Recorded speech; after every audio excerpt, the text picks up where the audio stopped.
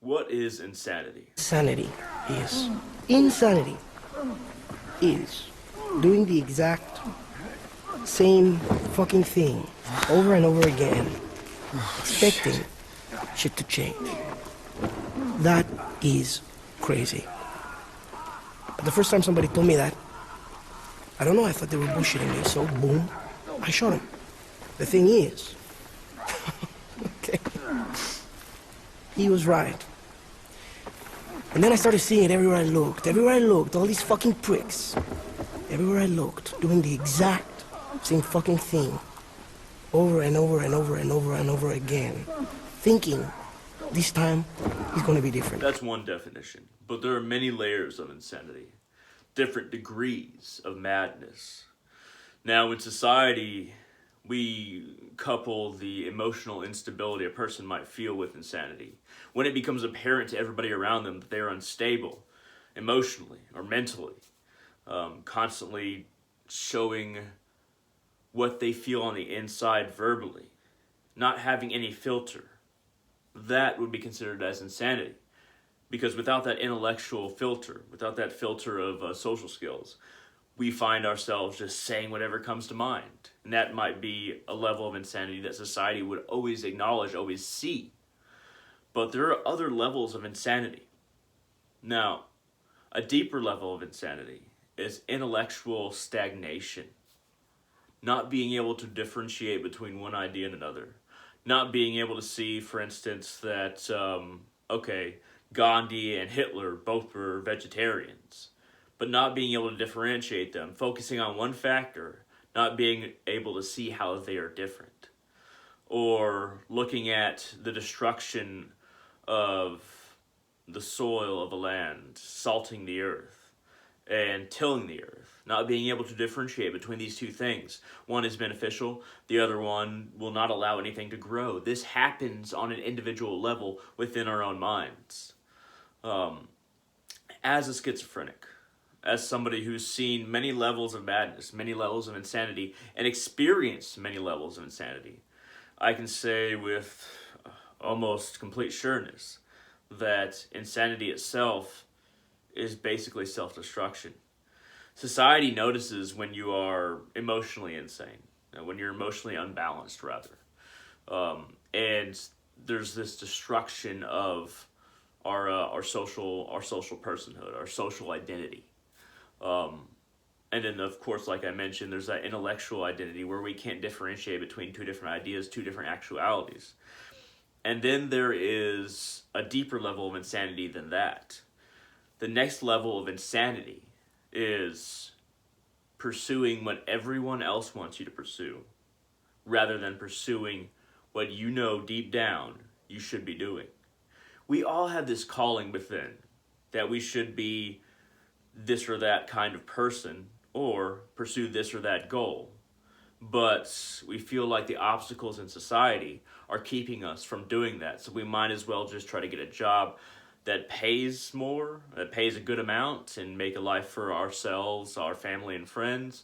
We should go to school to gain the skills necessary to get that job. The problem becomes the question, what is it to be human? Are we here just to be a function for everyone else's productivity economically?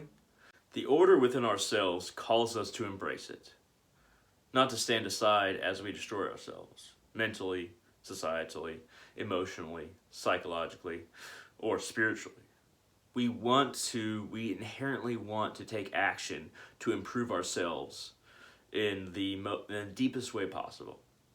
We all have this spiritual nature of this urge, this spiritual urge, this soul urge, as my friend said.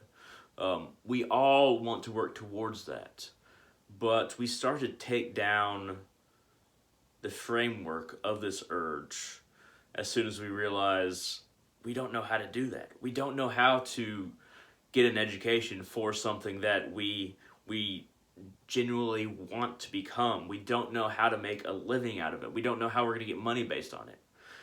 We all have this spiritual urge that calls to us saying, you can be more than just a product of society, more than just producing economically what society wants from you. you can be more. And I think that the truest insanity is ignoring that urge, ignoring that soul urge. Because when we do, we start to become what somebody else wants us to become. And we start to not be an individual at all. We start to take apart us as an individual and put ourselves back together in a form that is acceptable to other people. There's a saying in Hinduism that I've heard quite a bit in different scriptures. When you travel the land, always speak to sages and madmen. Now, the sages are the ones who have capitalized on everything that they are.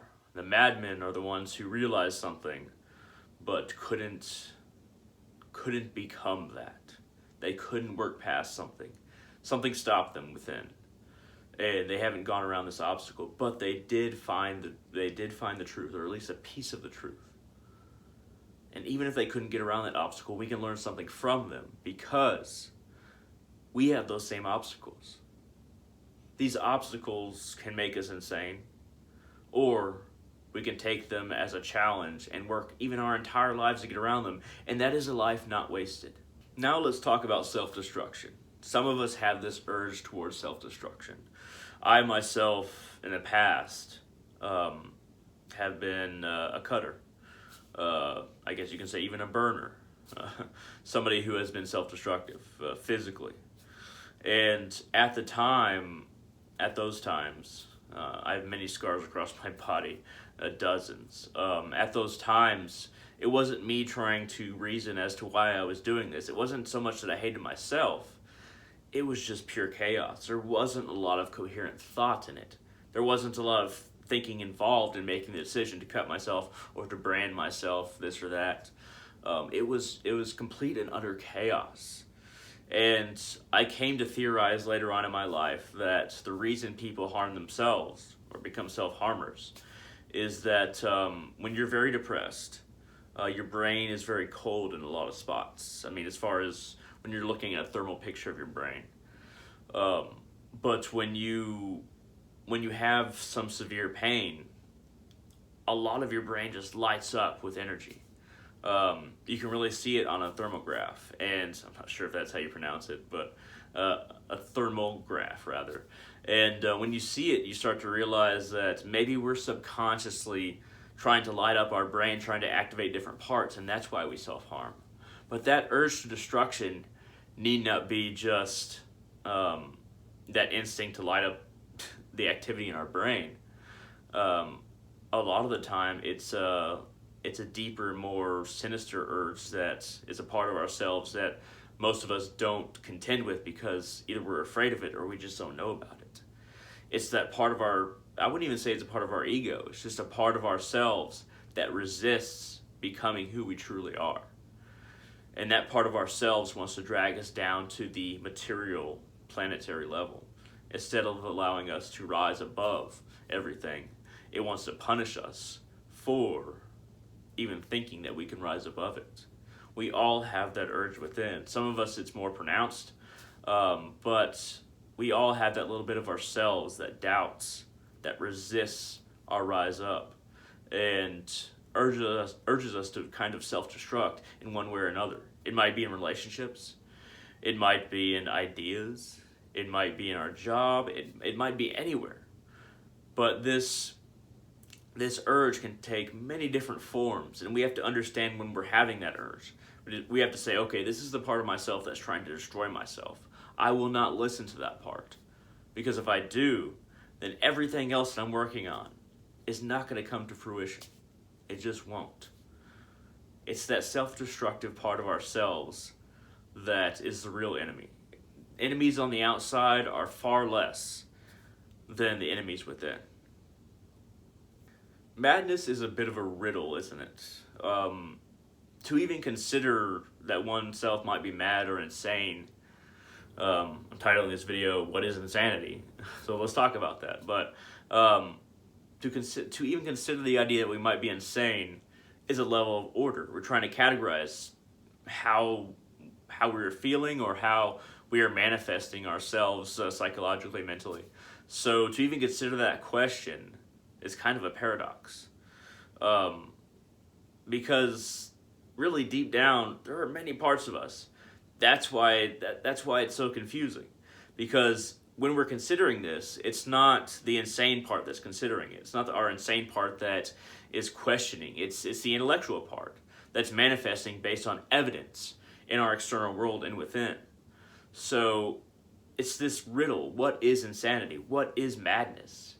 And that's something that the individual has to decide for themselves, because it is so personal. We have to decide what about us is mad, what about us is insane. And then we have to try and work past that, work around it, do something with it, resolve it is the best way. Some of us kind of drown it out through alcohol or through drugs or through just self-denial. But the best way to deal with our madness or insanity is to truly address it.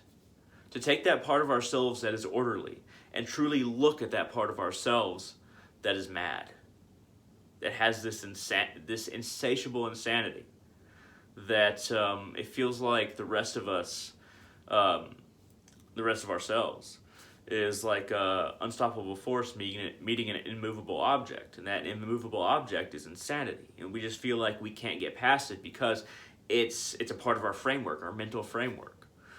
This is true for everybody, to varying degrees, but it's true for everyone. So, most people don't need medication. Most people don't need to find a different belief system. Because a lot of the time when we're seeking medications, and I do take medications, when we're seeking different belief system, when we're trying to do these things externally, it's really a half measure for what we have to do internally. We have to conquer that madness. Because if we don't, then we're just like the Mad Hatter that can never solve the riddle, and is asking others to do it. Those journeyers that come through his realm. In closing, I would like to hear from you. What do you think insanity is? What do you think madness is? What do you see in yourself that could be improved because either it's too chaotic and not conducive with your inner nature, or you feel like it's too orderly and you actually want to have more free will? Because there's two ways to look at this hat. Some people wear it upside down, some people wear it right side up. But depending on your perspective, it might look one way or the other. So that's another riddle within a riddle. But however you view yourself, what do you as an individual need to work on? At any rate, thank you very much for watching. This has been a hard video to put out because it's hard to organize my thoughts on this topic. It really is. And I hope that you have been patient with me. If you have, thank you very much. But I'd love to hear your thoughts. So shoot them down in the comment section below on YouTube. And I hope to see all of you on the channel in the future.